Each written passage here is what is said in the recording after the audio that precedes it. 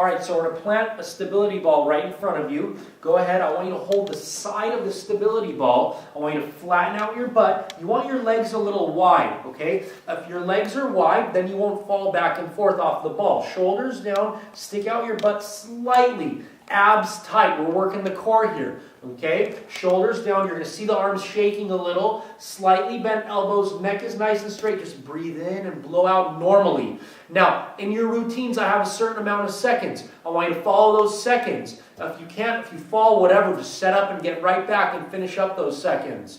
So, we're nice and tight. Everything is straight. You stay on your toes.